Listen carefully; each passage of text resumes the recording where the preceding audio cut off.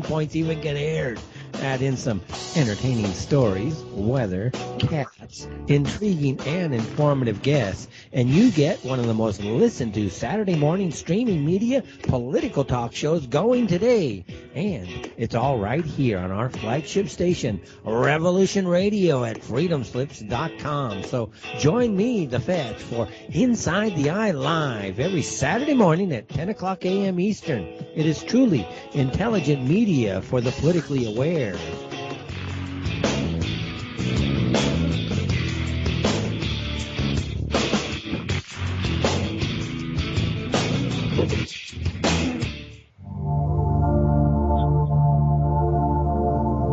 Welcome to Sacred Matrix, a divine paradigm of love and universal consciousness, with your host, Janet Kira Lessin and Dr. Sasha Lessin.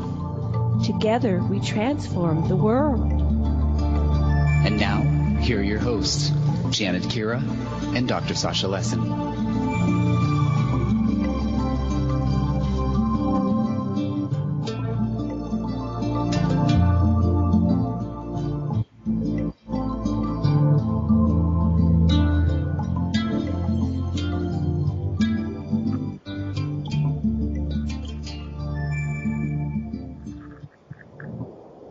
Aloha, everyone, and welcome to the Sacred Matrix on Revolution Radio at freedomslips.com. And I'm your host, Janet Kira Lessin, with my co-host, Dr. Sasha Lessin. And today we have with us author Robert Farrell. And unfortunately, I'm at a hotel, a Wichita Hotel, and we just finished with the International UFO Congress, where we had we had 4 or 5 days of movies and speakers in the extraterrestrial UFO disclosure experiencers world. Today's guest is the incredible Robert Farrell, who we've had on before, but he's got a new book. Before we bring on Robert, I'm going to have him tell our listeners about himself. What would you like to say, Dr. Lessin? A few things.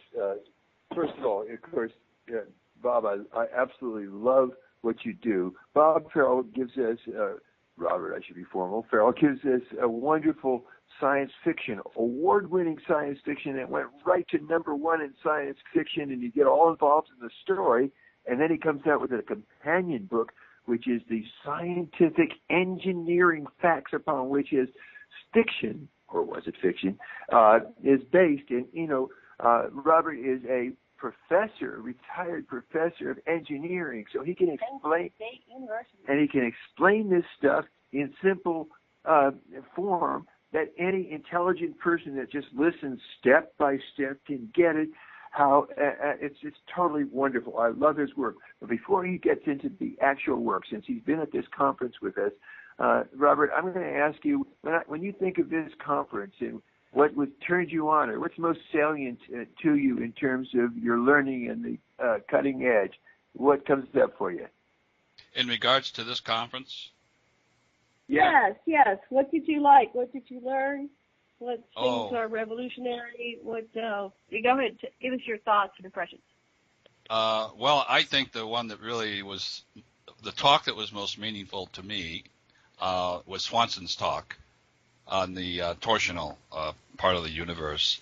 I found that fascinating, and it really, because I lecture on, I have 4 lectures, and one of them is called the Gravitational Field Propulsion, Key to Interstellar Travel. And in that lecture, I present a number of peer-reviewed papers on work that's being done in the laboratory to create gravitational fields and do experiments related to gravitational fields.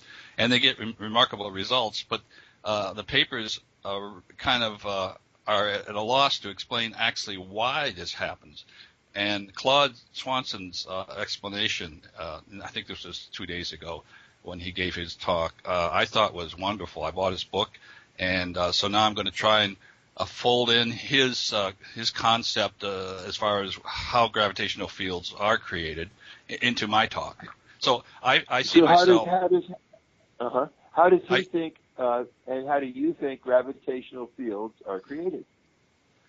Well, I'm not ready to talk about that yet. It was a little bit complicated, and I have to digest it and convert it into a layman's language because he's got a couple degrees, one from MIT and I think one from Princeton, and it was a good talk.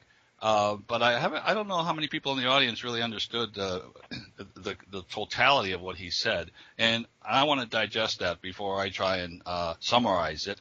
But it has to do with I guess you would call it precession. Like when a gyroscope precesses, how this toy gyroscope, you get it spinning, and then eventually the axis starts precessing, and and he has some equations related to that. But so matter in general, if it's spinning or in a type of a spin, and the axis precesses somehow, this seems to create a gravitational field. And he gave some really wonderful examples. Yeah. Wobbles work. Wobbles work. That's a good way to put it. By the way, the first thing I really wanted to say is I think today is Janet's birthday. Is that correct? No, it was February 6th, but yes, I am an Aquarian. Oh, well, my facts are wrong. Anyway, okay, well, belated birthday anyway. I won't ask how old you are. Yes. You look like you're about 25, but I know you're a little older than that. Yes, I am 62 and proud of it. I made it. A lot of my friends didn't get this far. Yeah, I'm 76, and I know I have even more friends that didn't get this far. So right. We should count our blessings. But I thought of course, this is the world's largest conference, and people from all over the world were there. I went into the session where it's people come into this session. They usually have it very first thing in the morning. They call it the experiencers. And they talk about their experiences with UFOs and all that. But there were people from England, people from just about almost, not every country in the world, but all over. What's that? There were a lot of people from Australia. Yes. A couple from South Africa. It's just an amazing. Brazil. I just met people from countries all over. I wonder how many. There were probably at least 2,000 to 3,000 people there. It's like 6 days, including the film festival, which we should touch on a little bit. Go ahead. What were you going to say, Bob? Sorry. I had someone stop by my table who was from Israel, so I don't know if he gets the award for traveling the farthest distance. I suppose Australia probably gets the award. There's a German fellow, too. Oh, German fellow. Yeah, I saw the fellow from Israel. So I saw you a couple of times. I like to go to the experiencers section of the conference. What did you think of some of the stories? They were incredible. Yeah, actually, I went this morning. I got there a little late, but because I had some questions that occurred to me. In my science fiction writing, I try to be as accurate and try and represent what I consider the consensus of the ufologists on the subject in my book, in my science fiction books. And one of my main characters, in fact, she is my main character, Dr. Wendy Ahern. She has an innate ability to translate just about anything that's written, but also her mother had trained her as a classical pianist and had a dream that that's what she would do. Well, she didn't go that route, but she has a love for music. And in fact, one of the scenes I have in the story, she ends up playing a duet with I don't know if I should mention his name. But he plays a violin and he's a ufologist. Some people know what I'm talking about.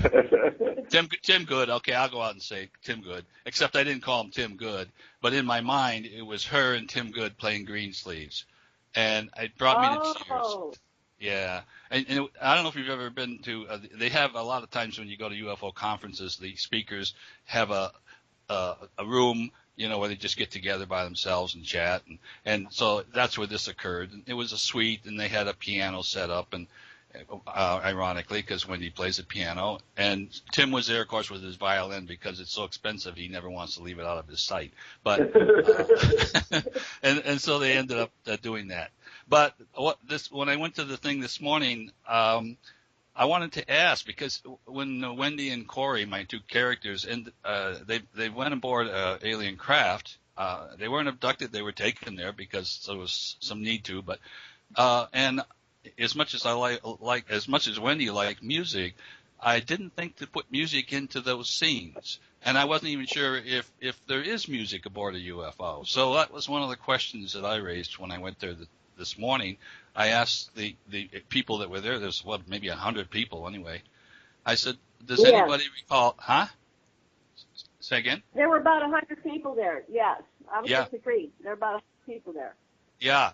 And so I raised the question because a lot of them have been aboard craft. I think they were abducted for whatever reason, and I was amazed. And yes, the music is wonderful, and they can't describe how it's made. In other words, it doesn't sound like any instruments we have, but it's beautiful music. It's very powerful music, and that was good. That was good feedback to me. And somehow I think in my next book I'm going to make that known that aliens really do have music. They love music too. And I did make that statement in one of my books. Quellen, my alien, was asked, what is it about humans you like? And he said, well, one of the things I like about humans most is their music, beautiful music. So, but I never had him playing music, like you go into a doctor's office in the waiting room and you hear this music.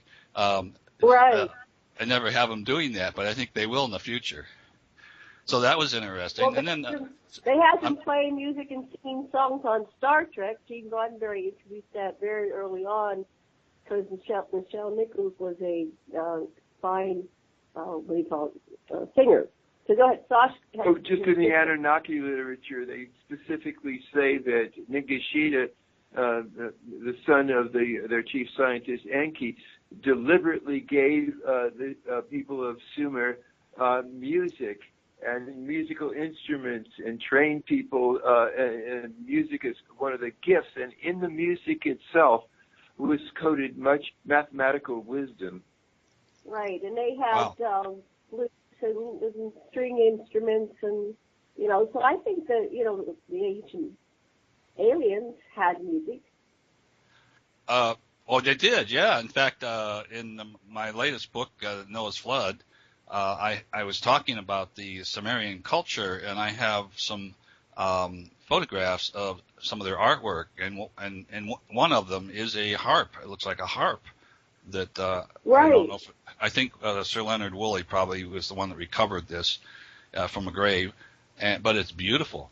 So obviously they had music then too. Yeah, we can stir to ecstasy, the living lyre. Yes. Well, that's wonderful. Then, did you see the discussion between Dr. Robert Jacobs and Barbara Lamb? Not Robert Jacobs, David M. Jacobs. Sorry, you're Robert.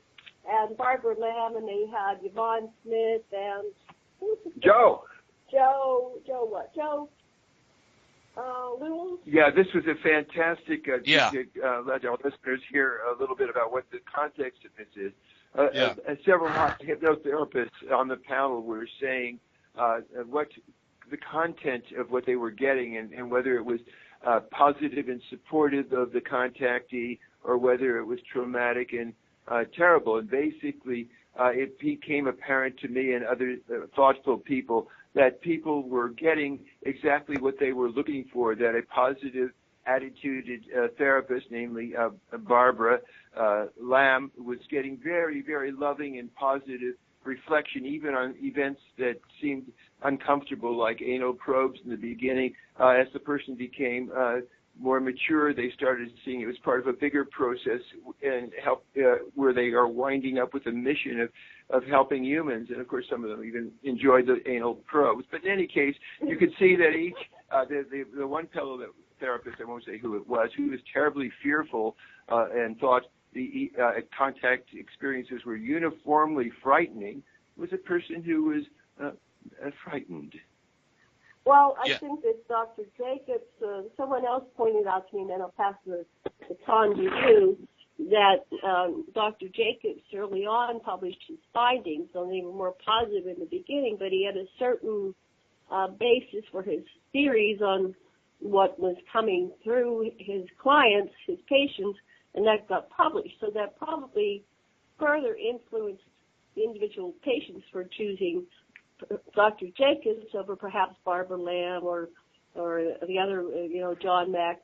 So he started to get more and more clients of the same genre with the same story over time. And his conclusions were that basically the gray aliens were doing a hybrid program. They were going to take over the world eventually. They were just changing the planet for their own uses. But Barbara Lamb, who has another point of view and is more softer, and her approach is more feminine, has these hybrids that are coming out.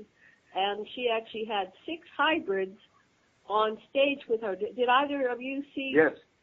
Did you see that?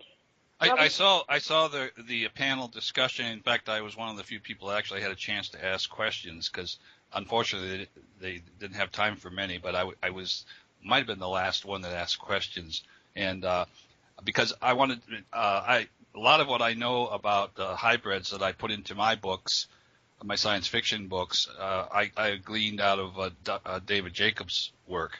And because in the Threat, the book called The Threat, he goes through all the various steps and iterations that it takes to end up with what you may call a real human, a full-term human. And I don't recall in that book that he ever said what happened on that last step, whether they were allowed to go full-term. And I just assumed that was true. And so I asked the question at the thing at the conference. Directly to him first, but then I wanted to hear what the others thought. It was my impression that last iteration that hybrid was allowed to go full term, be born into a family of 2 parents who don't even know, maybe they don't even know they've been abducted, but as far as they're concerned, it's a normal thing. The child is born, but has a kind of unusual characteristics, certain capabilities, and very talented, smart, and all that stuff. But no one, the child, nor the parents weren't aware that the child was a hybrid. And the reason that was important to me is because David thought that these hybrids were more or less trained, and then allowed to come into our life for the purpose that he thought might not be good for us. But if indeed they were allowed to go full term, in my mind, then what they're really doing, the aliens are really doing, is ratcheting up humanity to another level. And I didn't see that as bad. I didn't see that as a bad thing. Right. Right. I concur entirely. What's that? I agree with you. Oh, good.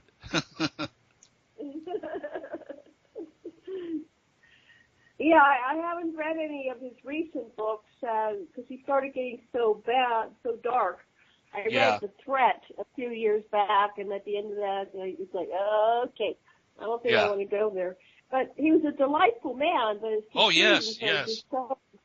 Opposite of my research, and I work with a lot of experiencers, and they, in general, have positive experiences, especially at the experiencers group. There wasn't very many negative encounters that I recall. But, in my direct contacts with some of the Anunnaki and their representatives here in the present is that they are committed to our evolution. They are your Quinlan in your books. They are here to help us. Yeah.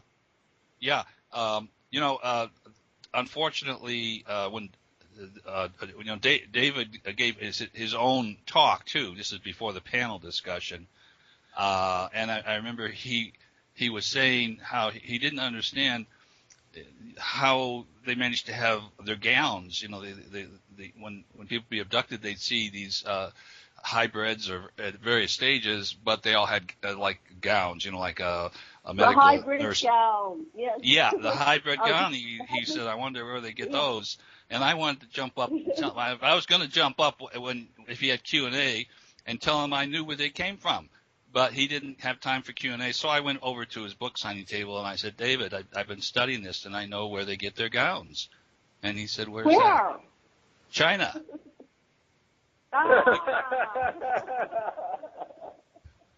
Well, where do they get those silver cables that everybody goes on? I wonder where that factory is. Well, I bet it's in China. it's not in the U.S. anymore. we used to make them, but we couldn't compete with China, so. Everything's in China now. That's hilarious. Did you get to see any of the movies, especially the two ones that won? I did not. I chose to commute. I only live about an hour away from where the meeting was, and I'm on a low budget here. So, and I have a car that gets like 48 miles to the gallon. In other words, it cost me a gallon of gas each way. So I chose to commute. And wow. So the bad thing is I didn't get really a chance to mingle, with the people afterwards, and I didn't get a chance to see the movies because, I was tired by the end of 6:30. I was ready to go home. Oh, these conferences are marathons, that's for sure. I get exhausted.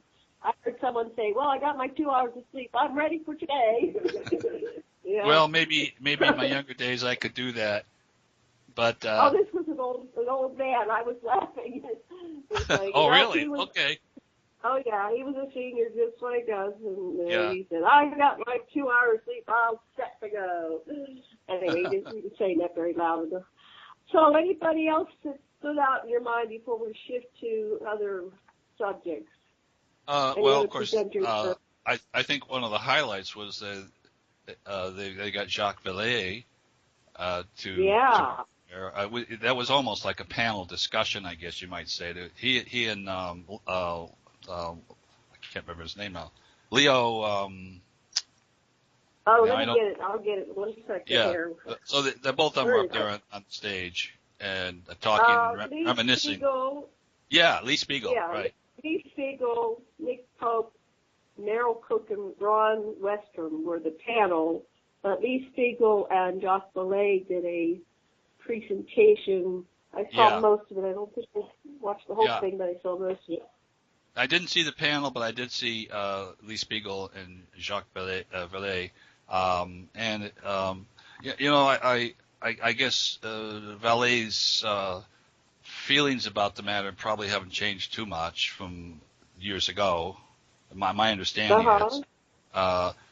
And I'm not sure I agree with his assessment, but hey, that's the way it is. That's the way it is. So, I know you sent me some talking points, and I think I may have gotten on, but we didn't really go over who you are, your bio. Can you tell the listeners a little bit more about yourself? We'll back up, and then we'll go forward.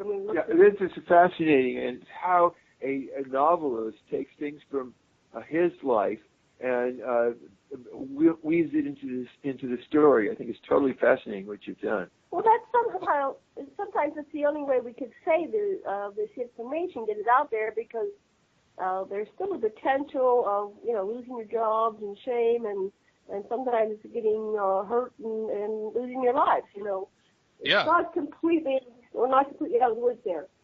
Well, okay. So I feel I'm safe because I'm writing science fiction. They aren't going to come and get me for that. Plus, the way I look at it, what can they do? Make me go back to work? Because I'm retired. Right. So I'm not worried about getting fired. So you want me to tell you a little bit about my background? And about kids, too. About what? Your kids. About your kids. Oh, okay. Yeah, well, I should say all the characters in my stories are people I know, and the main character is my daughter, Wendy. And I probably gave her added a few things as far as what she's capable of doing in the story as compared to what she really can do. She does say that. What's that? Can she fly or something like that? What extra capabilities? Is she telepathic, or what can she do? No. She is sort of a linguist, and in fact, that's. And Wendy in my books is a linguist. She can translate anything. She hates flying, though. Not my daughter, but the character, because her parents were killed. But my daughter does say she can order beer in 5 languages, so that's, That's one attribute she has. and she can speak many languages, but as far as translating things that are written as my character does, she can't do that. But when I describe her, visually and physically what she looks like, I'm really in my mind describing my daughter. And every character is based on people I know. And I have probably been in almost every scene. There is one scene that takes place in Las Vegas in a hotel in my second book. And when they look out the back window, they can see the airport. And looking down, you can see those planes lined up, Jan Air planes, that fly people out to wherever, Area 51 or whatever. And my characters see that because I've seen that. Isn't that Janet Airlines or something? That's my airline. Yeah, Jan Air, I think it is. Yeah. So it is. The story's really. I bring in my own experience, and I told you about when Wendy was playing a duet with Tim Good. I actually had Wendy and my daughter and I was at a conference in Eureka Springs, and we were invited to go to this suite, to kind of unwind. And there was music there, and there was pretzel and stuff. And son of a gun, if Tim Good wasn't there, and so that's where I met Tim. So so I kind of related to that, and so I put that scene in my book, and that's how I kind of develop my stories. I pull out things that I've done and experienced. But so I don't know if you want me to tell you about my background. Is that what you want? Well, yeah, but I think you should mention your son too. Oh, well, we lost our son. He was 17 when he was in a car accident. So it was a number of years ago. His name was Corey, and in honor of him, the second most important character, his name is Corey also. He's an astrophysicist. And eventually, now this is weird, Corey and Wendy get married. So my daughter, my real daughter, is not too happy about that, marrying her brother. But anyway, I don't believe in. What's that? What are some of the topics? What are the names of your books? And then we'll go into. Well, my science fiction book. Yeah, I have a science fiction series, and I have a nonfiction series. The science fiction series is Alien Log, and that was the very first book, Alien Log. And then the sequel to that is Alien Log 2, The New World Order. And the one I just came out with in November is Alien Log 3, The Dulce Affair. Then I have the non-fiction series, and the title always begins with The Science Behind, and they are developed out of lectures that I give. I give PowerPoint lectures. I have 4 lectures that I've been giving over the years, and the first one was The Science Behind Alien Encounters. That is now a book. Then I also have a lecture called The Science Behind Noah's Flood. That is also a book. I have a lecture called The Science Behind Creation of Our Universe Without a Big Bang. That will be a book. That's the next one coming out. And the fourth one is The Science Behind Creation of Gravitational Field Propulsion, Key to Interstellar Travel. And that's where I mentioned Claude Swanson's talk, and his book that I bought, I think will be important to me to refine that lecture and eventually put it into my book. So those are the books I have so far. And they're all available. They're all available as ebooks and paper books. They're not all available as paper books yet. Barnes & Noble and Amazon don't have the Alien Log 3 yet. But the ebook is available. All my books, the first thing I do is put them out as ebooks right off the bat. Yeah, that seems to be easier to do an ebook first. That gets it started, and then people do their other book. So let me ask you, what's the book that you want to focus on? Well, I'm most excited. I'm most excited about the the nonfiction, the science behind Noah's flood, because it kind of blew my mind by the time I finished it. My mind was blown. I started off. What is the science behind Noah's flood? I'll ask that question. What is it? What is the science behind Noah's flood? Yes. Okay, well, that's a long story, but it in a nutshell. And I have to say I spent a whole chapter discussing Zecharia Sitchin, but one of the things that Zecharia Sitchin said, and his work has influenced me, but one of the things he said was that he felt the Noah's flood occurred about 13,000 years ago as a result of a mega tsunami that was created as the ice sheets, not the sheets actually, well, there are sheets. The ice sheets began collapsing into the Indian Ocean and created the mega tsunami, and that was really what caused the flood. It was a mega tsunami. And in my book, I'm focusing on Noah's flood, the one in the Old Testament, because there are a lot of flood stories around the world. But that's the one I'm focusing on, and I kind of was led to research that deeper because I was interested in what Zecharia Sitchin said. Now, and I imagine most of your audiences have read his books. The 12th Planet was the one that influenced me most, and he wrote that in 1976. He said a lot of things about what he thought the Sumerians knew in their culture and what they believed, and he was criticized by the mainstream scientists because, first of all, he didn't have a PhD. Secondly, that was not his field of expertise. But he did the research anyhow just to satisfy himself, I think. But I spend, like I said, a whole chapter bringing the last 40 years of science that have occurred since he wrote his book, showing that just about everything he said in the 12th Planet is true in regards to how humanity came about, in regards to this rogue planet that wandered into our solar system. When he wrote that book in 76, I don't think anybody really knew too much about rogue planets. Well, now we know they exist. We've actually detected them. And of course, in the news very recently, like a month ago, there was a lot of buzz going on in the astronomical societies about, you know what, we think there might be another planet out there, a big one, 2 to 10 times the size of the Earth, that's been disturbing some of the minor planets, and maybe they should read Sitchin's book. In fact, I really would like to get a copy of Sitchin's book, The 12th Planet, out to the scientific community, and I think they would be amazed, and they'd save a lot of time because if they just start off with what he says and go from there, I think we'd know things sooner.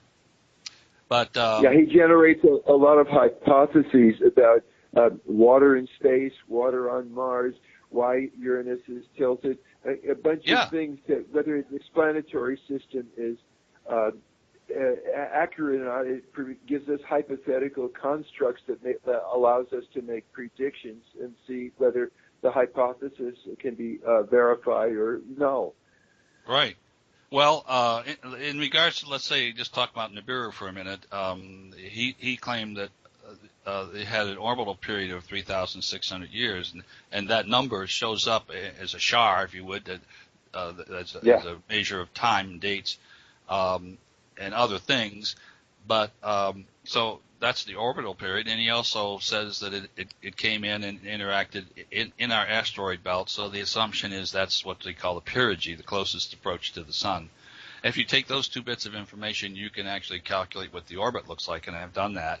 So the extreme distance of Nibiru then would be approximately 470 astronomical units. One astronomical unit is the distance the Earth is from the sun. So 470 times as far from the sun as we are. And Sitchin tried to relate the close approach of Nibiru to major events in human history.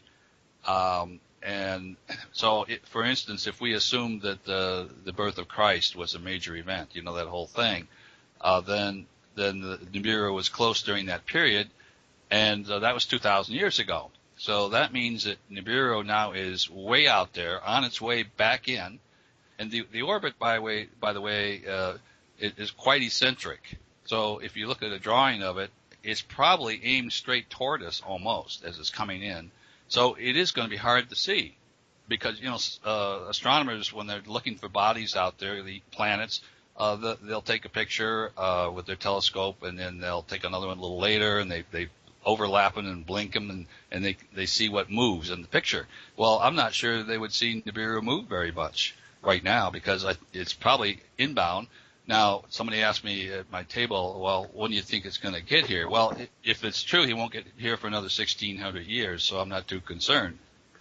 I did some Robert, there's a theory that Andy Lloyd and others have been saying that at the what's called the Lagrange point, 180 degrees from wherever Nibiru is on its orbital journey, there's debris from the collision that is always remains at that distance from Nibiru, and that some of the disturbances in the Earth have been caused not by Nibiru itself, which Lloyd says is now in Sagittarius, like you say, basically at the opposite of perigee, far away as possible, and that what passed through, for example, that may have stimulated Earth damage from time to time are meteorites and comets in that 180-degree Lagrange area. Okay.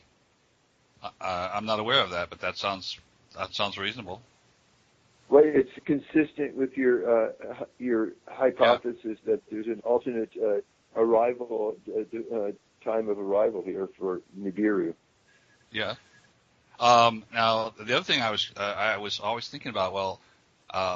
So it takes 3,600 years to complete a circuit. How long is it? Let's say inside the orbit of Jupiter, where it would definitely be visible. And so I did some calculations, or approximations, I should say, using Kepler's laws. And it looks like it would only be inside the orbit of Jupiter for about 4 years. So it's kind of interesting, because in my book, it ends up, toward the end of my book, tying this whole story into Göbekli Tepe, because I believe that's about, in that general area is where Noah came aground in northern Syria, just south of Turkey perhaps, and then Noah and his family and whatever survivors would have headed for high ground and wandered into what's called the plain of Haran today, and ended up in the northwest corner of that plain to create and found what is supposedly the oldest town, and that is San Leorfa, or also known as Urfa. And now Sir Leonard Woolley, originally back in the 1920s, went to Ur, which is in southern Mesopotamia, to do his dig, because he was convinced that Abraham came from Ur. And so was I at the beginning of my book. And that's when he dug and got down about 41 feet and found this silt, and said, well, wait, this is evidence of a huge flood. Because before he did that and reported that, people thought this whole story was just a story, a kid's story. And he's the one that actually got people thinking that it was a serious event, that it actually did happen. But anyway, early on in my lectures, when I show that, I show Abraham, for instance, with his family and everything, migrating up into the plain of Haran, and then back down into Canaan, and it never made any sense to me. Why would they do that? But if indeed Abraham was born in Urfa, which is in Turkey, then they would have left Urfa and started toward Canaan. And, because this is like 14,000 years ago in my mind, these people were hunter-gatherers, and they hadn't really domesticated animals or create any crops at that point, so they probably walked a lot, and they got about in the middle of the current plain of Haran, and supposedly Abraham's brother Herod died for some reason, and so Terah, the father, decided, well, we're going to stay here, and this is going to be known as Haran. I'm surmising this now, and they stayed there for years. In fact, Terah never left, but eventually, when Abraham was 75 years old, he had a calling. Now, this was polytheistic society at that time, but Abraham now got a calling from his God to go into Canaan. So he took Lot, who was the son of Haran, and he went into Canaan. Now, if you plot that path, that makes a lot of sense. Plus, I understand that if you went to Urfa and you took a tour, they might take you right to the cave where they claim Abraham was born. Wow. Another thing, in the Orthodox Jewish faith, it's mentioned that that Abraham spent some time in the house of Noah and in the house of Shem, Noah's son, to be trained and educated on the history. Remember now, well, you may not know it, but it wasn't until about 6,000 years ago that people could write things and record history through writing. And so everything was passed down through oral tradition, maybe chants and things like that. But it was oral tradition. So Abraham was educated by Noah and Shem. And if Noah was like a day or 2 days walk away where he was living in the headwaters of the Euphrates River.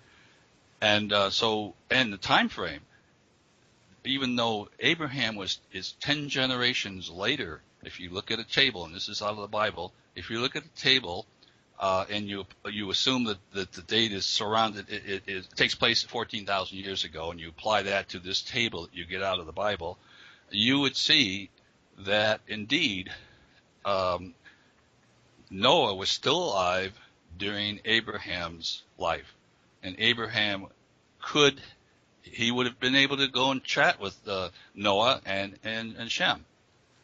So so that kind of supports what's in the Bible, but and there's other things. I put in these stories like the Atrahasis, which is a flood story, and that's followed by the Epic of Gilgamesh, which was written later. But it's the same story, but there's some changes. In Atrahasis, it's the gods who knew the flood was coming, and you can understand that if they were the Anunnaki, they were very technical people. I mean, they had the capability to travel from one planet to another, so they were probably studying the Earth, and they knew that this warming period was coming, and that it did come, and that what the result was going to be that these huge glaciers, 8 miles high, that were along the eastern edge of the Antarctic, eventually would be collapsing into the water. And tsunamis and mega tsunamis are the result of energy that's put into the water. And the energy can come from glaciers falling into the water. It can come from an asteroid or comet hitting the water. It can come from a displacement of tectonic plates. In this case, it was this huge 8-mile-high slab of mass that began cascading down into the water. And, of course, I'm sure it shook the Earth and probably triggered earthquakes over in Iran and along the area that we now call the Persian Gulf, and but anyway, I suspect that the Anunnaki would know this was going to occur, and they had a problem that they couldn't solve, and that is overpopulation. Because when they created humanity, humans lived a long time before the deluge. If you look at the ages of everybody, starting with Adam, supposedly, all the way down, everybody lived to be 900 and something. If you didn't live to be 900 and something, there was something wrong with you, So they all lived long, long life. Noah himself lived to 950. Well, then after the deluge, which is kind of a measuring time, after the deluge, people began to live shorter and shorter lifespans. And in Atrahasis, one theory is because, these stories are not necessarily complete, because they're composites of evidence that's discovered around different cities and things in that area. And the people who write these books, have a tough job. They piece it together and come up with a consensus. But one thought was that maybe because the flood really didn't do the job. I mean, Noah survived, and who knows who else. That maybe this was where they went in and started doing some genetic engineering again, and tweaked our genes so that we would begin to age faster. And that's why we progressively, generation after generation, after Noah, live a shorter and shorter lifespan, all the way down to Moses, who appears 10,000 years later, according to my accounting, and he only lives to be 120. Abraham lived to be 175. So, but people were living younger and shorter and shorter lifespans. But Göbekli Tepe is a key part of this whole story because it overlooks the plain of Haran, and the date of the archaeologist dates it at around 12,000, maybe even 14,000 years ago, years old. And I would imagine Abraham being a Sumerian originally. Not Abraham, I mean Noah being a Sumerian originally, came from what was Samaria. And they worshiped 12 gods. That was the number of gods they had. They would have built temples eventually. And clearly Göbekli Tepe is a temple. And the interesting thing is that there are 4 what they call enclosures, they're rings, and they have 10 columns surrounding two major columns in the middle. And something that I found interesting is these 4 enclosures, all of the main columns are facing generally southeast. Not all are the same. They vary a little bit. And I would suspect if Sitchin, and maybe he did see this, I don't know, but I'm going to put words in his mouth, he would say, well, they're facing southeast because they're waiting for the appearance of Nibiru, who came out of the southern sky. I'm surmising this now, but it makes sense to me. And the other thing I just recently was thinking about, if Nibiru is only viewable to them over a 4-year period, and each year, because we're going around the sun, the appearance would occur at a slightly different location. Maybe that's why there's this slight variation in the actual direction that these columns are oriented at. I don't know. I'm just throwing that out for somebody research. They say Hancock was saying that they actually would move the stones around, the ones that could move anyway, the smaller ones, to keep adjusting to these changes in where Nibiru appeared. Yeah. Okay. So that all fits, and that's the thing. The thing that blew my mind when I was done with the book is it all fits together, And I was amazed. That's why that is the book that I'm most excited about right now. Yeah, he talked about what I liked about the book is you considered all the hypothesized. Where did they get this flood story and that story, and how come there's this evidence of a comet or this evidence of an asteroid bit, until you bring it down to the one that you thought was probably the most likely. Yeah. Oh, another bit of information, and it's in my book. I have a picture that I got off of the internet. Someone had drawn in different colors, 3 different colors, the 3 nations of Noah's sons. We have Japheth, we have Ham, and we have Shem. And they colored the map in 3 different colors. And so clearly you can see there's only one location where all 3 of those colors come together, and that's at Göbekli Tepe, supporting the idea that somehow Noah is involved in Göbekli Tepe. He and his descendants.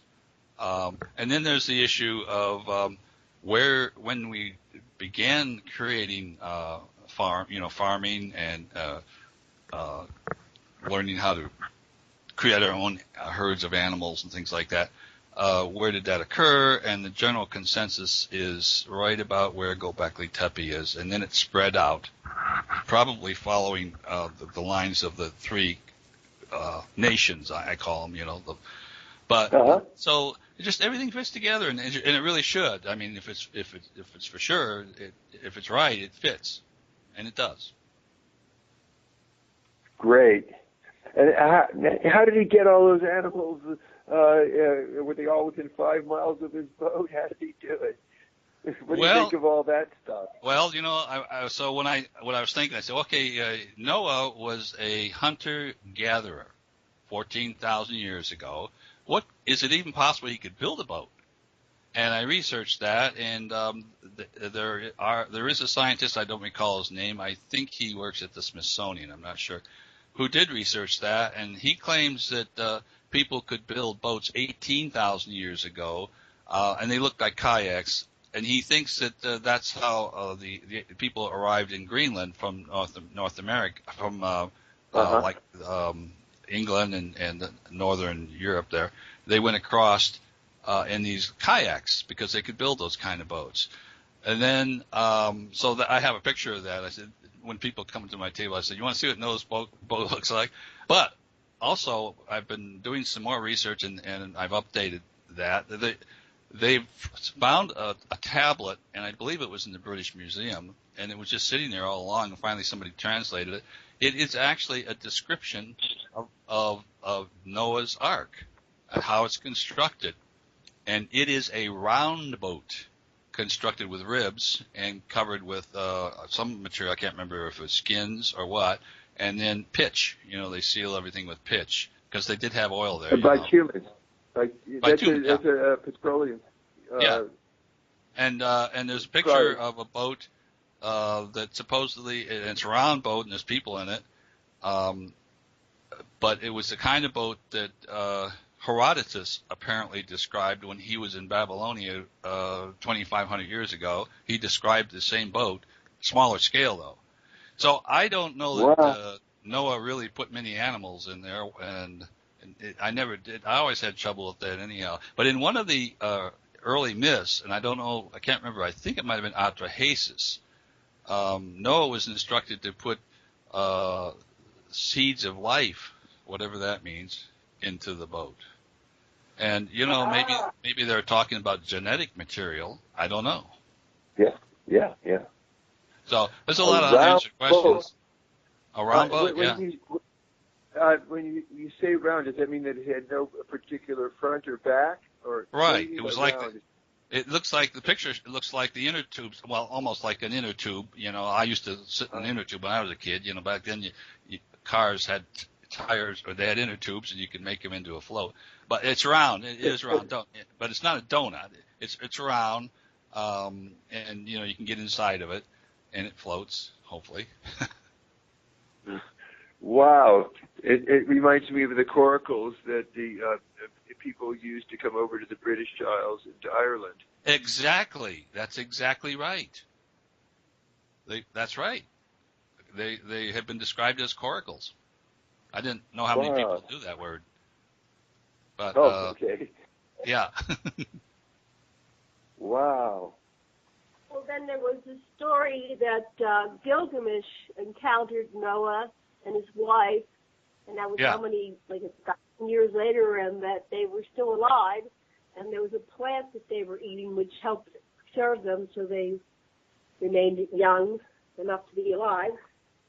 Did you hear that one? Nobody? Yeah, that's the second story, and in tablet number 11, Gilgamesh goes on a quest because he'd heard about this man Upnapishtim. It's easier to say Noah, but we'll call him Upnapishtim. And he found him in the headwaters of the Euphrates, which is why that's what I think where he really was. And Upnapishtim tells him about the story why he was granted eternal life, and he relates to the fact that Shurpak at that time was already an ancient city when the flood came, and and he was told by Spock. I call him Spock. You call him Enki, I call him Spock. He was a science officer. Anyway, in a circuitous way, it was made known to him that this flood was coming and he should build a boat, and so he ended up saving humanity, if you would, and that's how come he was eventually granted eternal life at the end of the story. Enlil granted him eternal life as a result of saving humanity. But I in my lectures, I like to joke. A lot of people that come to listen to my lectures actually remember Bill Cosby's monologue, if you know which one I'm talking about. No. What's his monologue? No, tell me about the monologue. Well, and I think this monologue maybe made Bill Cosby famous. It was on I think it was in the 60s. I'm going to say 1962 maybe. He did a monologue, and he was pretending to be Noah. And so Noah is outside his hut or house, and all of a sudden he hears this voice from God, and the voice says, Noah. And so Noah turned, oh, hi, God, what's up? Noah. Yeah, Noah, I have bad news. There's going to be a really bad flood. And the good news is I think you can survive, but you have to build an ark. Oh, well, thanks for warning me. But what's an ark? And so the God explains what an ark is and how to build it and so many cubits and blah, blah, blah. So you wonder, well, did Noah really know how to build a boat? And that's what led me into researching and finding out, yeah, they could build boats. I mean, they lived on the Tigris and Euphrates River at that time, and there was water, and so they obviously must have had a way to go out into the water and fish and do whatever they wanted to do and transport goods. So yeah, they could build a boat, and I just described what the boat probably looked like. But I don't think he put elephants and tigers and two of every kind of animal. That evolved in the next story that appeared in the Old Testament. And so the story evolves. The original story is the gods knew the flood was coming and humanity was saved anyhow, but they were hoping that humanity would be destroyed by the flood, but they weren't. Then it evolved into a story where the gods created the flood. That's the Epic of Gilgamesh. The gods actually created the flood. And then it evolves into a story where the God, singular God. Okay, there's our music telling us that we're Okay. going to be off for 3 minutes. We'll be back Okay. in 3.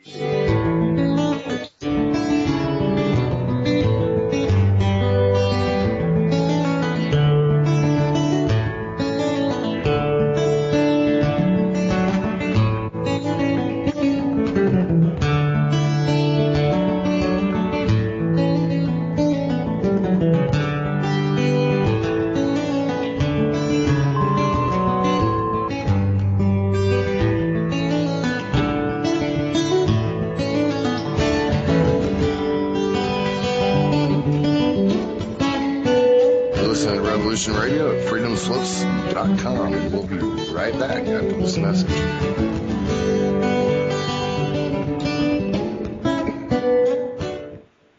Tune in Tuesdays at 12 noon Eastern on Studio A to hear Tammy Adams share her knowledge of an unknown realm on Talking with Your Angels. Join Tammy as she uncovers hidden secrets about the spiritual world of angels, ghosts, and other entities that have been with us longer than we know. Tammy is a psychic, a teacher, spiritual coach, a leader in her field, and will be sharing her information and stories with you. So join us on Tuesdays at noon on Studio A. With Tammy's guidance, you'll find out who has been watching over you from the other side, and soon you will be talking with your angels. The opinions expressed on this radio station, its programs, and its website by the hosts, guests, and call-in listeners or chatters are solely the opinions of the original source who expressed them. They do not necessarily represent the opinions of Revolution Radio and freedomslips.com, its staff, or affiliates. You're listening to Revolution Radio, freedomslips.com, 100% listener-supported radio, and now we return you to your host.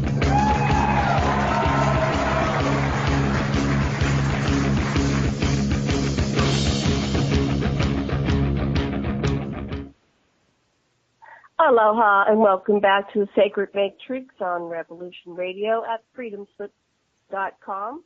And I'm your host, Janet Kara Lessing, with my co-host, Dr. Sasha Lessing. And we're interviewing author, researcher, historian, fascinating storyteller, Robert-Farrell. But before we get back to our show, I'd like to remind our listeners to please go over to that donation button on freedomslips.com, www.freedomslips.com, and make your donation.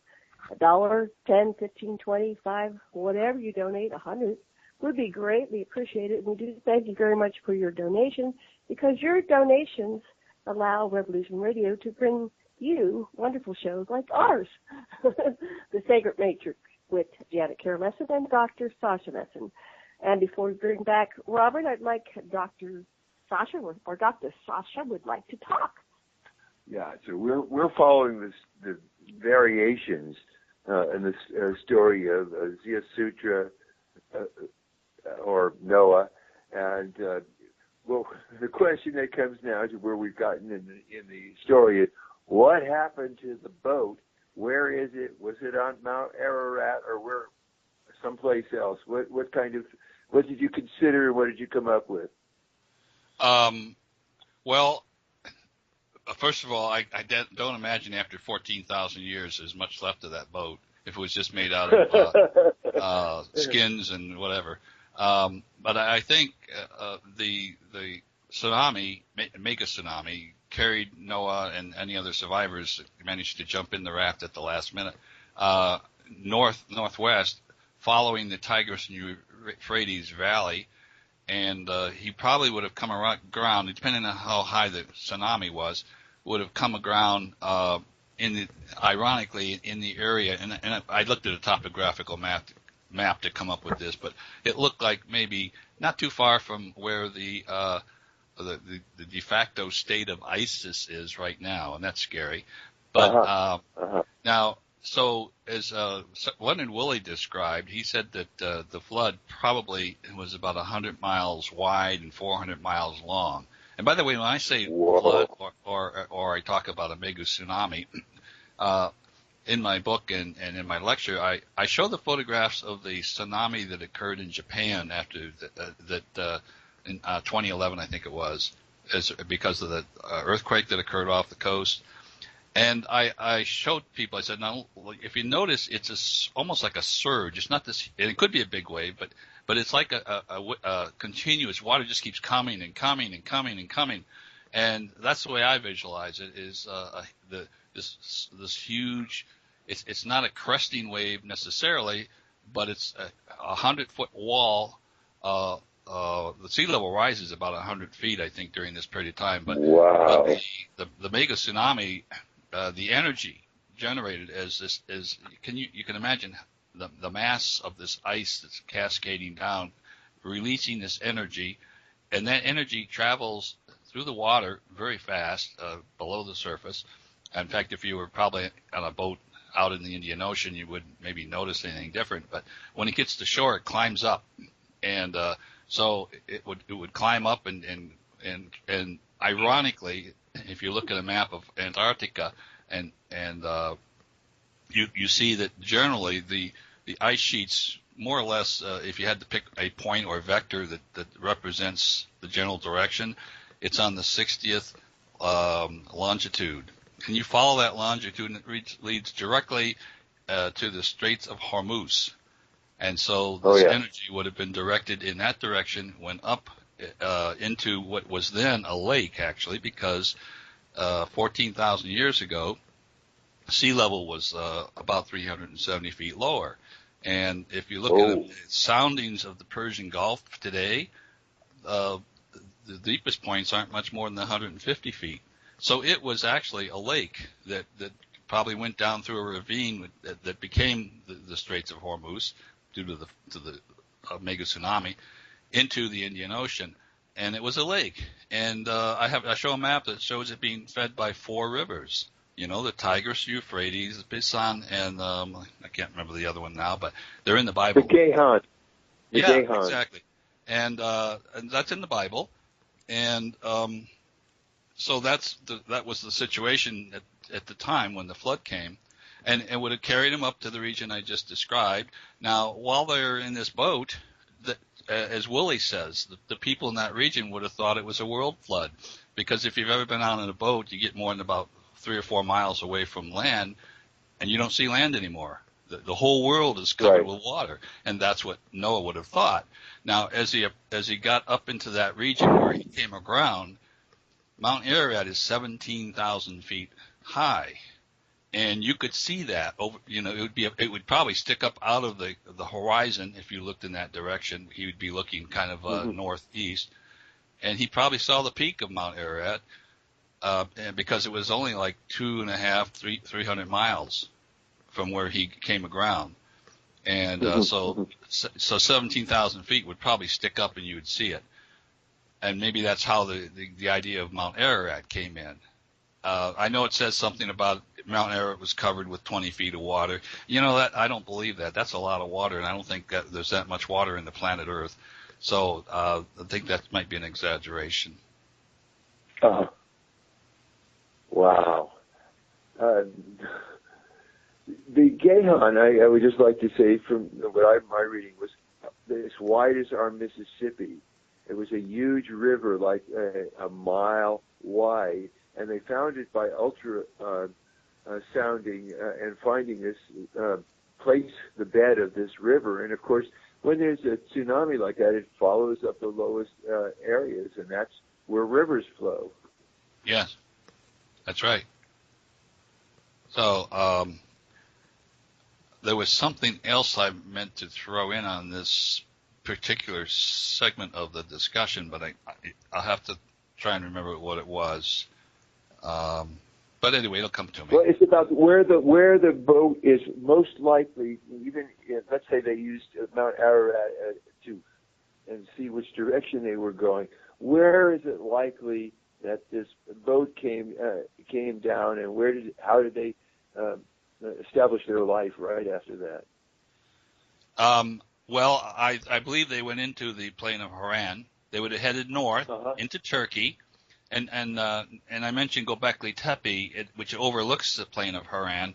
It is only about 100 miles, maybe less, from where the capital of ISIS is down in Syria, and that is the real scary part, because I'm sure everybody understands the aims of ISIS is to destroy history. And that is, to me, the greatest sin. I mean, it's bad enough that they kill people the way they do, but to destroy history is really bad. And I would imagine if they had a chance to get up, they would destroy Göbekli Tepe. And that really bothers me. Yeah. But just to put it in perspective, I think they would have wandered into that area. Now, Dr. Schmidt, who was the lead archaeologist from the German Institute of Archaeology, who oversaw the dig at Göbekli Tepe, he described, in his feeling, he felt that back 12, 14,000 years ago, that region would have been almost like a Garden of Eden. In other words, it would have been lush with fruit and berries and things, because remember, these are hunter-gatherers, and a wild game. And so it had been really a great place to live if you were a hunter-gatherer. You know, game was plentiful, and you could go out and pick a lot of berries and things like that. So it was a really very good place for them to live. And eventually, as I said, they multiplied probably, and had enough people to actually erect and build these structures, these 4 circles. Now, Dr. Schmidt said that because they've done ground penetrating radar, that there may be 16 more of these things down below, further down. He's only dug up since 1995. He said, I've only done about 5% of the dig. I mean, there's a tremendous amount of work to be done yet, but he has uncovered these 4 enclosures so far. How could hunter-gatherers, the Swindarian people, I guess you're alluding to, have managed to move such huge stones? What do you think? That's a good question. How could the people that built the pyramid manage to move those stones, 100,000 of them to boot, and make them so precise that you can't get your fingernail between them? You know, that's a good question. The ET people think they might have had some help from extraterrestrials. That's possible. I mean, I wouldn't discount that. And you know, what's further down? I'm anxious to find out what the next level down has. What happened, they said, about 8,000 years ago. For some reason, they don't know why, but the ruins that they've dug up, the 4 enclosures that they found, were buried, deliberately buried about 8,000 years ago. So why was that? Well, I have an idea. I show a graph of the sea level in the region around Australia. In other words, someone got some data and plotted data on the sea level in that same region, you know, around the Indian Ocean, it starts off down like 370 feet below our current sea level, and then about 14,500 years ago or so, it makes this dramatic jump up, and it kind of stair steps up over a period of 14,000 years. And the first width of the step, if you want to think of that way, was a little over 3,000 years. Now, Sitchin thought that the thing that caused the ice to begin to collapse, that triggered it, was the near approach of Nibiru, from the gravitational effect of that.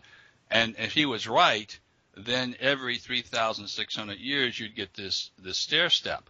Well, that isn't what I see. I see the first stair step occurring maybe after 3,000 years from the first one to the second one, and then maybe 2,000 years for the next one, and so forth. And so the period between these stair steps and the magnitude of the stair step diminishes. And that is kind of what you'd probably expect if this was a natural process of heating and melting of ice, because the planet was warming up. There was a period in that region when the Earth was warming dramatically, and so as these huge ice sheets are collapsing and marching toward the sea and collapsing, the effect might indeed diminish, and maybe the period between them would get closer together.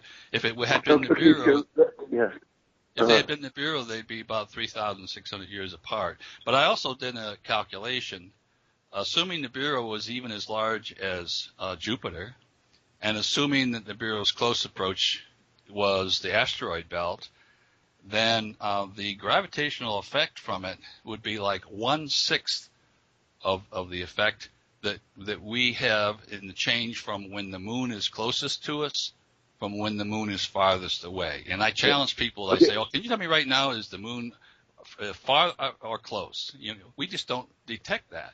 And so I just don't think that that's the cause. I think it was a natural cause due to the global warming, if you would, that occurred back then. So let me summarize what I'm picking up, because the tales that we get has condensed something that took place over a long period of time, and it wasn't just an episode that was over in 120 days or something. And this time is recorded in the size of these shelves. So that's quite ingenious, and I thank you. That's really seems to account for things.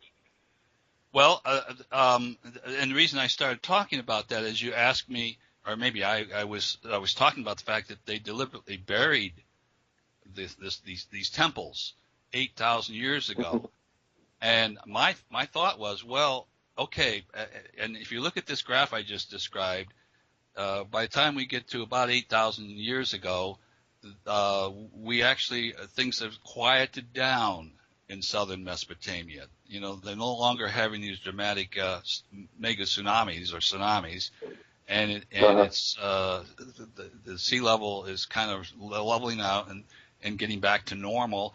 And the people had probably been warned, don't go back there for now. It's unsafe, And so at about 8,000 years ago, it became safe to go down there. And meanwhile, they were migrating around that region, into Iran. And about 7,000 years ago, they crossed back over and refounded some of these ancient towns like Uruk, and then brought in agriculture. Right. So I'm thinking maybe what they did is, okay, well, we're moving. Let's abandon our temples. And we're going to build new temples. I don't know. That's the only explanation I can come up with. Well, one of the things that Hancock had mentioned is that the precession was causing a change in the alignment of the columns toward different constellations, which supposedly pointed to the origin point of the extraterrestrials, whom they regarded as gods. Excuse me. So I wonder what you thought about the constellation lineup changing through time as being Hancock says that may be a factor in this moving when you could no longer just move the little stones around, but you had to do a major alignment, and so you bury the old one and start a new one. That's an alternate hypothesis anyway about this succession. But usually in science, what I find when there's two hypotheses, they each have some of the truth in them. Yeah. Well, I described the fact that I was curious how long Nibiru would be, viewable, and in my opinion, it's probably on the order of 4 years. And it just so happens to happen to be 4 enclosures with a slightly different alignment for each of the 4, which would, I think, occur. And I guess I need to talk to an astronomer to actually, or some kind of a simulation program that would simulate exactly where Nibiru would show, 1 year, and then a year later, where would it pop up out of the southern sky, and then another year. Someone would have to do that analysis to kind of show that what I'm just saying is correct as to why the angle that these things are positioned and is off a little bit from one circle to the other, and that would also have to say that can they build all one of these circles in a year's time? I would imagine they could. They're just a bunch of stones. Now carving these stones, maybe they had help from somebody who had the technology to do it. I don't know. I don't want to speculate who that somebody might be, but probably they weren't Stone Age people. So, but were these all stones, or was it some chemically bonded cementing that they were doing, or some of each? I don't know. Unfortunately, I've never been there. I feel very, very lucky. I don't know how long you're going to stay here, but in the first weekend of March, Dr. Robert Schock, I don't know if you know of him. He's a famous, actually he's a geologist, and he's became famous because he went into Egypt, and at the time he visited Egypt, he went to the Sphinx, and he was told that the Sphinx is 4,500 years old. And as a geologist, he started looking at it and he says, no, actually, this is I think over 10,000 years old. Well, he's putting a conference on in up here in Arizona, not too far from where we live, up in Sedona. And I've already signed up to go there, and I'll have a chance to talk to him because I have not been to Göbekli Tepe. And right now I don't want to go there, but someday I'd like to go there. So I don't know. And, I didn't even know that the major columns were pointing south, because most of the photographs I saw they're T-shaped, and and they have the top of the T is generally pointing north and south. Well, are they looking north or are they looking south? And finally, I found a photograph where clearly the front of this thing, because there's a loincloth and hands coming around it. I saw that in the picture, and then I looked at the shadows, and I said, well, it can't be pointing north because the shadows wouldn't be that way. It has to be pointing south. Now, probably people who have been there would say, oh, yeah, they are pointing south. But I didn't know that until I saw the photograph. That's great. Yeah. So I said, well, and I know what Sitchin would have thought if he saw them pointing south. So that's what I say. Terrific. Thank you. That's great. Well, wow. I'm anxious to talk to Dr. Schock because he's been there, and I think he has his own views on the thing. Now, I think he would say that the thing that caused this collapse of ice sheets was that the sun suddenly was spitting out a lot more energy than normal, and he thinks periodically it does that, and may have led to some extinctions in the past. I mean, well, that's entirely consistent with a large body.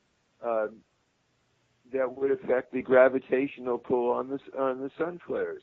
They're not inconsistent. The two possibilities that with the effects of Nibiru and effects of the solar variations, Well, maybe, I don't know. Like I said, I calculated the gravitational effect on Earth from such a body, even if it was as large as Jupiter, because I don't know hardly anything.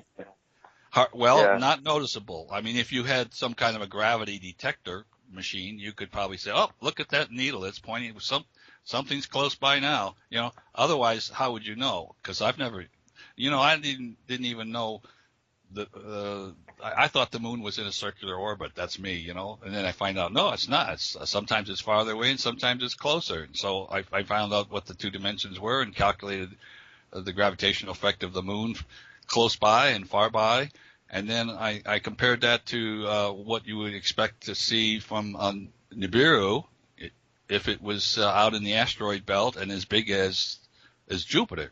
And I don't think it is. I think it's smaller than Jupiter. But, I'm not even sure that the closest approach is at the asteroid belt. I'm surmising that. What if it is much closer than that? Then yes, that's a really alternate that thing that I've heard from other researchers, that sometimes it passes indeed between Jupiter and Mars, but sometimes the really disastrous times is when it passes between Mars and Earth, and I've heard that from a few people. Yeah, that would be significant, and I hope that isn't true, because I could see. I don't want to be alive 1,600 years from now. If that's true. What do you think they're taking pictures of when people are posting all these photos on Facebook of other bodies in the sky and two suns? And are you tracking that? What do you think about that? I believe I think it was Sitchin in his writing said that it would cross the orbit of Mercury. In other words, you would see it because Mercury is closer to the sun than we are, and so if you saw it coming across Mercury's orbit, you might see it during the day, and it would appear to be close to the sun. And I've seen the pictures you're talking about, and I don't know what that is. Right. So everybody thinks that's Nibiru, and well, we're going to have a apocalypso. Or it's Lagrange debris. No, they're round. They don't look like just debris. They look like, planets, planetary system, and sometimes they show pictures of more than one sphere. That's right. So it doesn't jive. It's really difficult to pin it down because it doesn't jive. Although if Nibiru is in the skies and we're seeing it, and it's supposed to be a apocalypso, wouldn't we have it by now if it's visible like that? Well, I think it was Nibiru that Sitchin in his description said that it was that Nibiru at some points was so bright it could be seen in daylight. So that's interesting data. I don't know what to do with it, but that's interesting data. And I suspect if it did come very closer than the asteroid belt, or if it was very large, like as large as Jupiter, let's say, it would appear brighter than Jupiter, and maybe you could see it during the day. I don't know. I'm not an astronomer, so I don't know. Right. We don't know either. It's just a mystery. Yeah, I'm sure we'll find out someday. Maybe we'll regret it, but we'll find out. What do you think about where it says we're going to have the Earth stop and it'll groan and moan? And I heard a theory that once Nibiru passes around our sun and starts to head back out of the solar system, it makes the planet stop. As an engineer, do you have any thoughts on that? It makes the planet do what? It makes the Earth stop, and it makes a loud moaning, groaning sound. And apparently that sound in the Earth stopping is recorded in biblical times. It was Joshua blew the horn or something. Who blew Gideon. No, yeah. No, they blew down. To blow down the walls of Jericho. Yeah. So that apparently was a long period of daylight there, and then there's stories on the opposite side of the Earth at the same time. It was dark for a long period of time. I think she means it doesn't rotate. Earth doesn't rotate on its axis, and Sitchin attributed this to a large body, planetary or cometary, that was recorded when Joshua was chasing the Amorites, and Leal, Yahweh told them, don't quit just at the regular time. Keep chasing them, and you get to kill lots more. Yahweh was really into that. Whereas in Central America, the Maya were moaning that, gosh, it's 23 hours dark.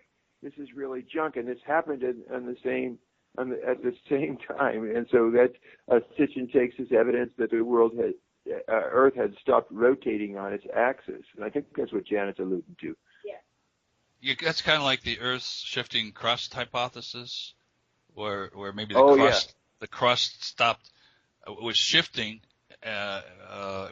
because I can't imagine that the huge amount of angular momentum of the entire Earth would be halted. I just can't visualize that. But I believe Charles Hapgood's hypothesis. Even Einstein thought it made sense because he wrote the foreword to Hapgood's book back in 1953, I think it was. So Hapgood's hypothesis was apparently credible, and because if you look at the Earth, the crust, which is in some places only about 40, I don't know what the average is, but maybe a few miles to 40 miles thick. Well, you put that in perspective and compare it to a radius of 4,000 miles. Whoa, yeah. Yeah, so it's pretty thin. And if underneath if you go down 40 miles, it may be that whatever's down there is like a thick tropic type substance that when it's stressed, it could be sort of liquefy or something. And suddenly, and of course, Hapgood thought that the torque that caused the crust to shift was the buildup of the ice at the poles, because it doesn't build up around the center. If you look at the map of Antarctica and realize that the eastern edge is where the thicker ice is, it's not at the center of rotation. And so there's a torque being applied to the skin, if you would, of the Earth. And I think the same thing is true in the Earth. Yeah. But and of course, by the principles of centrifugal motion, the outside has to be going way faster than the inside. The outside, what do you mean, of the Antarctica? The crust of the Earth would not have the same speed as the interior. I don't know. Or would it have the same speed? It's all locked together. They would, to me, the Earth, the outer crust has the same angular speed. In other words, so many degrees per day. Do 360 degrees in 24 hours type of thing. The crust does that, and so does what's beneath. I don't think normally there's a slippage that constantly occurs. That's what I wondered. Yeah, no. The continents do float a little bit, and they do move. But they move from Pangaea to spread out over the Pacific Basin. Yeah, but that's a slow process. It's not happening real slow. Daily. Yeah, very slow. So, but there's a lot of interesting hypotheses. How do you explain finding animals in locations where they shouldn't be today, but because they're normally like warm climates, and they find their bones up in northern Russia or someplace where it's cold, frozen. How did that happen? And I guess supposedly they have found animals that had still had food in their mouth. They froze so quickly, and I think that's where Hapgood's hypothesis. People are thinking, that makes sense that the crust shifted pretty rapidly. Now I don't know if it happened if it took a day for it to shift, and I think the angle that he thought it shifted through was a matter of 80 degrees or something. So the pole changed. The 99.99% of the mass of the Earth was still rotating around the same axis, but the crust moved over that. So if you were standing on the crust right at the North Pole at the time it happened, all of a sudden you're not at the North Pole anymore, and the North Star is at a different location. But I would think that would be a pretty dramatic experience. If you're riding the crust as it's shifting, I'm sure there would be all kinds of things going on that wouldn't be good. Right. Wow. But so what I'm getting from all these stories is lots and lots of stuff that may have taken place over long periods of time get condensed in the story as though they happen more rapidly. Yeah, and I don't know that the shifting crust thing relates to Noah's flood. I mean, I don't know that it doesn't, but I didn't follow that theme. I do mention, I used to mention it in my lecture, but I don't think I put it into my book because I don't know that it's relevant to the story. Wow, it's really great having an engineer like you look at this stuff. You're going to have a certain precision of thought that a lot of us from the social sciences lack. Well, as Spock would say, and he's my hero, he would say it has to be logical. It does. Yeah. I mean, life is logical. Life follows a pattern that once you understand it, you can say, "Oh yeah, that's logical. I should do that." And same thing with history. You say that what you studied sort of confirms the genetic statements about that Sitchin talks about a hybrid race that was basically adapted to Earth. Yeah. Well, my take on it is the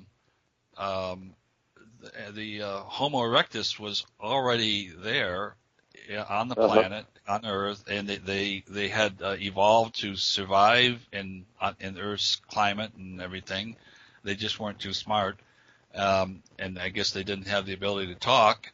And it was Enki, the science officer, and Nintu, I think it was. I can't remember. You probably know. Together, Nimma and Nengashita. Yeah, and it was Enki, his son. Yeah. They're the ones that they did the genetic engineering thing that created the hybrid. And I think that's what's happening today with the hybrids. We're being ratcheted up to maybe a better being, maybe one who is more conscious of life than most of us are today. And this is a recurrent theme in breeding. Is we call it hybrid vigor, and hybridization is where you get both the lethals and the beneficials as a result. And of course, the lethals die out, and the beneficials have more offspring. Yeah.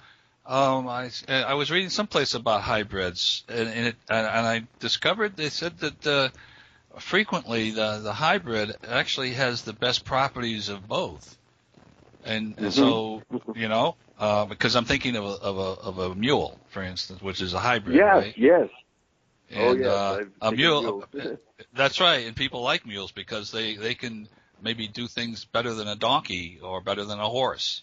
So because they inherited properties that make them better to do things, and so I think back 250,000 years ago or whenever it was, when Homo sapien was created out of Homo erectus, that we inherited some of the better properties of the Anunnaki maybe, and some of the good properties as far as living on Earth from the Homo erectus. And and we've continued to evolve, but we're ready for the next level now. Maybe that's what's happening. Well, that's very fascinating. It's good to have other people look at the Sitchin material and, come to different conclusions. What else would you like to say about, what is the name of that book again, where you're looking at Noah's flood? What is the name of the what? I'm sorry? Your book, The Science Behind Noah's Flood. Is that what it was called? Yeah, that's it. Okay. That's it. And yeah. We only have about a little bit less than half an hour, and I want to cover some of your other books as well. So okay. What would you like to conclude? Is there anything else you want to add about the science behind Noah's flood, and we'll switch to another book? I can't. I'm sure there's other things, but that we pretty much covered the major stuff. I already told you about the intersection of the nations of Japheth, and I thought that was interesting. And like I said, as I was writing that book, my mind kept getting blown. Wow. But so I think I've covered the essence of it. Okay, great. The book that deals with anti-grav propulsion, field propulsion, and why the anti-grav crafts make no sound, and what are heavy gravitons and portals and stuff like that. I know you deal with all that, and it's a big mystery to most of us. Could you give us a little rap about that? Right now that's a lecture that I gave. It's called The Science Behind Gravitational Field Propulsion, and then the subtitle is Key to Interstellar Travel. I don't really get into portals, but and by the way, I guess I need to preface all of this whole discussion with both my science fiction and my nonfiction. Since I retired from Penn State, I've been on this mission. It's not one I chose, but it seems to be the one that I'm supposed to be doing, and that is to convince lay people that certain things are true. For instance, that there are aliens, and so the lectures that I give, which eventually become books, are written. They're not academic books. They're written for lay people, and so are my lectures. They're given for lay people. They're very visual. They're PowerPoint lectures. But so I have been giving now for 2 years a lecture called the Science Behind Gravitational Field Propulsion, Key to Interstellar Travel. And as soon as I can fold in some of Swanson's work into that, I'll make it into a book. But I have to do it at a level that the layperson can understand. And so all of my lectures are that way. I don't invoke interdimensional travel. I don't invoke wormholes. I use nuts and bolts science that everybody who listens to my lectures, I hope, and would read my books would be able to understand. And so in the book on gravitational field propulsion, it'll be a book, but it's a lecture. I start off the lecture by showing them how theoretically, if you look at Einstein's equations, there is a connection between gravitational fields and electromagnetic fields. There's a simple equation, and I show them this side relates to gravity and this side electromagnetic. And so Einstein was aware of that, and it kind of led him to believe that the light would be bent when it passed through a gravitational field, and it would bend starlight, and that was confirmed in 1919 by Sir Arthur Eddington at an expedition down off of Africa during a solar eclipse. So that was the first confirmation of Einstein's theory. Then from that, I then launch into some. There was a book written by I can't remember his name now. He wrote a textbook at Caltech. Let's skip that because I can't remember his name. But anyway, he wrote this book, and there's a whole chapter with a lot of math. And at the end of the chapter, Richard Tolman. He was on par with Einstein as far as his brilliance. But so he wrote this book. It was Cosmology, Relativity, and Thermodynamics, I think was the title. But in chapter 13, I think, he went through a development, mathematical development thing, and at the end of the chapter, he concludes that light is twice as effective, as a matter of fact, as a particle in creating gravitational field. So that's in my lecture. And then I pull out this paper, I show it on the slide, of a paper that was published in 2011 by a Canadian, and I don't recall his name, but he did some experiments where he suspended a mass in a controlled environment and shined a laser beam by it, and noted that the mass moved toward the laser light, indicating that the laser beam had one of its attributes apparently was a gravitational field. Then I talk about how some people have created a gravitational field through serendipity, and they just were tinkering, and all of a sudden they were able to levitate things. John Searle, for instance, in England, he's still alive, but in his Searle magnetic machine, not only does it run, it's like perpetual motion. Not only does it run without putting energy into it, but it also creates a gravitational field. And is that for real? That'd be my question if I was in the audience. So then I talk about a paper that was presented by some Russians Tadmore, and I don't remember the other gentleman, but it was a rush, and it was published, peer-reviewed, and I don't know if it was presented at AIAA, but it was peer-reviewed. They built an apparatus similar to the Zero, a magnetic machine, which consists of a ring and some rollers. Pretty simple, but they had to be constructed a certain way. And what they built was it weighed 750 pounds, and it was mounted on a platform that was supported by some force transducers, so it could measure the weight of everything. And they spun this thing up, and once it got up to 200 RPM, they didn't have to put any more energy into it. And when it got up to 550 RPM, not only was it producing power all by itself, but the whole thing weighed 35% less. So wow. Yeah. So when Kletnov, and I'll talk about him later, did his experiments, he wrote a paper too, and it was accepted, peer-reviewed, but he reported a 2% reduction in weight from his experiments, and he said this apparatus apparently was shielding gravity. He didn't go so far to say he was creating gravity. But on the Tadmore experiment, this thing was running, and the whole system weighed 35% less. They then stopped it and ran it in the other direction, and it weighed 35% more, indicating to me that they were actually generating a magnetic field. And this is where the work that Claude Swanson has done and reported at this conference is interesting to me, because maybe if I dig into that, maybe I can explain how this is actually creating a gravitational field, because I can't right now. I'm just reporting results of an experiment. And so interesting things for that Tadmore experiment. They said that as they walked away from this equipment, and they had a thing that sensed the magnetic field, the measured magnetic field, that they would run into what they call walls, maybe 3 or 6 inches thick, I don't recall. Every maybe 20 inches or so, there'd be this wall that was higher in magnetic strength. And it was also about 10 degrees Fahrenheit cooler. And then they keep walking, and it'd go back to normal, and then they'd get to the next wall. And so imagine a bunch of cylinders concentric around this apparatus, and these walls, as they described it, went all the way up through the ceiling. They went in through the ceiling.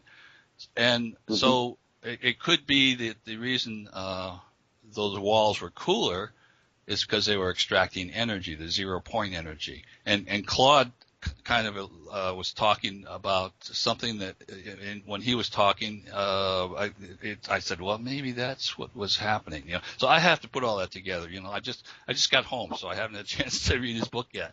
But I'm really interested in it, and I think it's going to help me a lot in explaining some of these things. Well, okay, so then I talk about all these experiments, and then I indicate that I believe, and what really got me onto this whole idea of gravity to begin with years ago, when I concluded in my own mind that there was life out there in the universe, intelligent life that had the capability to travel through the galaxy and visit our planet, and those UFOs that people were seeing were real.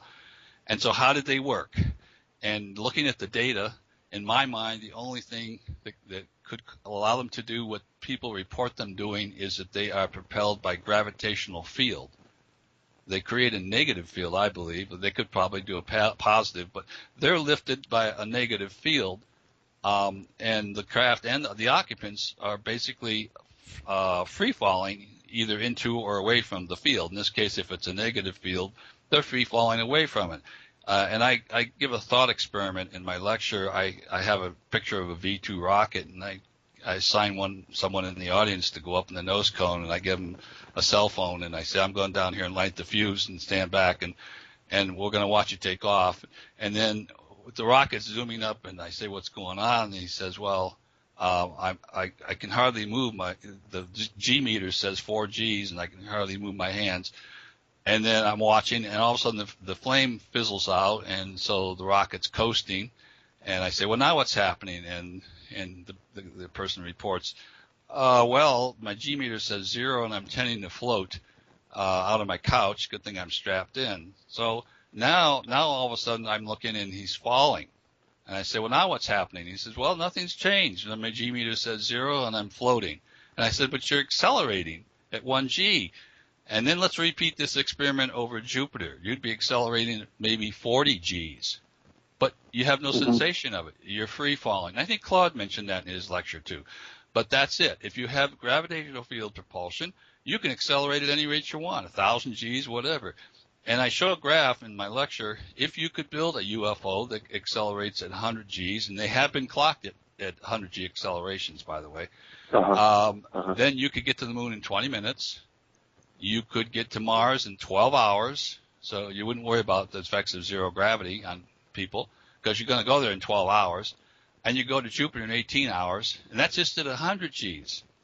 And I show a curve, and I say, okay, I'm going to put you in this craft, and we're going to send you off. And after at 100 Gs, after a year, we call you up, and we say, congratulations, you're out 1 light year. You've gone a light year. That's the distance. And it only took you a year to do that. And the documents say, well, actually, according to our calendar, it's only been 19 days because of time dilation. By now, you're traveling so fast that you have time dilation. And I say, okay, well, are you happy? Are you still comfortable and everything? And they say, sure, well, keep going. And so pretty soon after they get out about 40 light years out, they decide, well, let's turn around and go home. So they do. And they come back. And guess what? When they land, the Earth has moved ahead in time 80 years because they just did time travel. Ooh. Yeah. Wow. So that's kind of my lecture. And my whole point in giving that lecture to people is that they realize that UFOs can do these things people see them doing. They can travel several thousand miles an hour without any shockwave, because the reason we have shockwaves is as an aircraft is moving forward, pressure builds up in front of the craft, and that warns the molecules ahead of it to start moving out of the way. And that signal, if you want to call it that, is limited to the speed of sound. And once you reach that speed, then these molecules crash into you, you have a shock wave. But if you could forewarn them to get out of the way by something that travels at faster than the speed of light, actually, the gravitational field that you just created, the negative one, they move out of the way, and you don't have a shock wave. Then there's the question. You carry your tunnel with you. Yeah. That is the really spooky thing. I mean, it's like this whole concept of gravitational field propulsion. You create this gravitational field and off you go.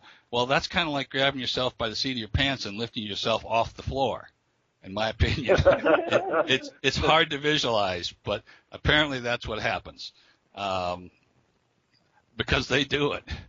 And there's other things that people see UFOs do that I explain using just everyday science or experiments that scientists have done, like how they cloak themselves.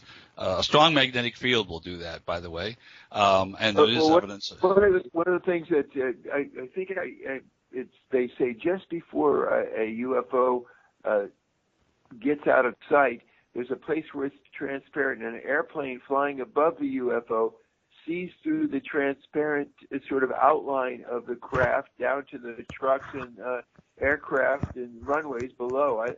And it seems like there's a wink in and wink out from the observer on Earth anyway. Well, that's interesting. I haven't heard that, but I visualize this magnetic field. Dr. Erber from the University of Chicago, I believe it was, excuse me, he may have retired now. He wrote a paper in 1962 that was published at the British Journal of Nature. and excuse me, he was studying the velocity of light as it passed through magnetic fields, and reported the results in terms of index of refraction. And you can take his equation and graph it, and I did, and I have that in my lecture. And it shows that if you can develop a strong enough gravitational field, the index of refraction goes way beyond 2, and it kind of just bends light all over the place. So if you imagine you had a very powerful magnetic field around you, the light from behind you bends around you and comes out to the observer, and they don't see you. they see, it's like you're not there. They see right around you. Yes. Right. I was sitting in my living room. Let me ask you about this and then go back to that. I was sitting in the living room about a month ago, and I have a picture window that looks towards Haleakala and Science City. And right in broad daylight, clear sky, I see a craft, and it kind of twists and turns and then ends up like out of just the air. It looks like it was twisting and turning, and then it went straight, and it gave me a sideways view like a car parking about 30 feet outside the window, about the size of a car. And it stayed there long enough for me to talk to my girlfriend and say, wow, there's a spacecraft right here, and it's showing itself to me. And then it did a twist and turn. It's like with bending time and space. It disappeared like a twist turn, but into the sky itself. It didn't come from behind a cloud. It didn't zoom in front of me. So it seemed like it was going through dimensions, but when it came in, when it came out, it twisted and turned like it was going through maybe a portal or something. It was very strange. Yeah. I don't know if that makes sense. Hard to explain, but yeah, I don't quite visualize it, but I mean, if they can cloak themselves and appear like a lens type of thing, then maybe that would have the same effect. And by the way, this data that Dr. Erber developed indicated that the effect of the bending of the light, if you would, the effect is also dependent upon the wavelength of the light. And so I show a graph that has two curves on it. One curve is infrared light, and the other is sodium light, which is basically the wavelength that we see with our eyes normally. And on this graph, the horizontal graph is the amount of distortion that's equivalent to what you would see on a highway that's heated 100 degrees. You know how you see things distort, on a hot pavement. So I kind of related it to that, and I showed on the graph. I said, well, on the infrared curve to get the same distortion on the infrared curve takes I can't remember now. I think 4 times as high a magnetic field, strength-wise, as the magnetic field for visible light, and So then I relate that. If you recall, in 2004, there was this headline news all around the world. The Mexican government, Air Force, no less, reports that they actually filmed UFOs. You remember that probably. And, yes. Yeah. So the plane, it was a plane that was, I guess, had infrared cameras to track drug smugglers, looking for the heat. And so, as I understand, the guy who was monitoring the screen saw these balls of light, you might say, on the blips on the screen, and he looked over in the direction that the camera was pointed out of the plane, and he didn't see anything, but he could clearly see them in infrared. So I explained that. I said, well, obviously. It was easier to cloak themselves in visible light, as I showed on the graph, than it was in infrared. So we could see them in infrared because they didn't have a sufficient magnetic field, let's say, to do it. But in visible light, we couldn't see them. So that's one of the things I talk about. I also talk about how they freeze ponds. If you've heard stories where they've been hovering over a shallow body of water, and then they leave, and that is all frozen or very cold, but usually frozen. And I explain that, and I say, well, okay, this UFO is hovering over this shallow body of water. He's hovering. He didn't land. He's just hovering. Underneath him is this anti-gravity, negative gravitational field, expelling everything from underneath there, creating a very low pressure region because everything's being expelled. So the water is evaporating very quickly. And evaporation is a process where molecules leave that and take heat with them. And so the body of water that's left behind is getting colder and colder and colder as this heat's being extracted. It's called like a swamp cooler is what it is, same idea, evaporative cooler. And that eventually, if he's there long enough and then the water is shallow enough, it would freeze. And that's because of the negative gravity field underneath the craft. So that's terrific. Basically what I get into in that lecture. Yeah, so your hypothesis can account for several mysterious freezings that are associated with these kind of craft. Fantastic. Thank you. And then when people see a UFO and they say all of a sudden it disappeared and it's over here. And they think, well, it's interdimensional. And again, you got to realize the audience I'm trying to convince here, if I said interdimensional, I might lose them. But if I say, well, guess what? It can accelerate at any rate it wants, 1,000 Gs. Can you imagine how quickly it can move from point A to point B if it could accelerate at 1,000 Gs and then decelerate at 1,000 Gs? So it may be just a matter of it's just moving very quickly. So fast that your eye doesn't detect it. When you watch a movie film, what is it? How many frames? 16 frames a second or something? It makes you think it's a continuous motion. Is that? I can't remember the number. Yeah. So maybe your eye does not register the actual transporting of the craft from point A to point B because it is so fast. I mean, that's one explanation. I don't know. Maybe it is interdimensional, but I have to stay away from those things. My audience, I don't want to lose them. Right. So these books you have, what were they called? What are they called? The three book series. Oh, the science fiction. 1, 2, and 3. Yeah. Alien Log. Yeah. We only have a couple minutes left. I want to touch on those. Okay. Why are they called Alien Log? What's behind the story? What's Alien Log mean? Okay, that's a good question. Why do they call it Alien Log? Well, the story starts off with a UFO that crashes in Kingman, Arizona in 1953. In May, it was discovered in May 20th, 1953, and I remember those dates. But the Army captain who was overseeing the recovery of the craft found this artifact next to the UFO, and he hid it on his person. And so now we come to present time, and he's retired. He's dying of cancer, and obviously he's followed the UFO scene because he knows they exist. And he's alarmed because people who have been abducted report under hypnosis that the aliens have said they're about to make their presence known. And being military type, he sees that as a threat. He takes the artifact to the President of the United States, who is also alarmed, and commissions a colonel to put together a team of scientists to activate the device to see if we can find out what's going on, maybe even tap into their mainframe or something. But the reason the book is called Alien Log is because the captain thought it might be the log, some kind of electronic version of a log for the ship. And that's why it's Alien Log. And so there's 3 books.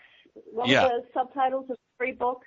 The subtitle. Alien Log was the first one. Yeah. The second one is the subtitle is The New World Order. And in that book, Corey, one of the main characters, he's an astrophysicist, accidentally gets abducted, and Quellen the alien is embarrassed, of course. But so before he lets him go, they have some conversation, and he'll answer any question Corey asks. And one of them is, why are you creating hybrids? And Quellen says, well, we're creating them to usher in the New World Order. And now this New World Order is really a New World government. And it's a government that will not happen with people the way they are today because they're all too self-serving. So the hybrids tend to be they have certain capabilities. They're very bright. They have some ability to do a certain amount of telepathy, so they can actually manipulate people to some extent, or at least they end up in high positions because of their capabilities. But also they have this characteristic that they're not self-serving. They really are very interested in humanity. They're loving people, and they're the ones who will make the decisions. Robert, I'm afraid we're running out of time. Could you please tell our listeners how to reach you? Quickly. Website. We're out of time. Okay. Post that on our website. Go ahead. Just go to Amazon and get my books. Okay. Okay. Thank you so much. Okay. Bye-bye.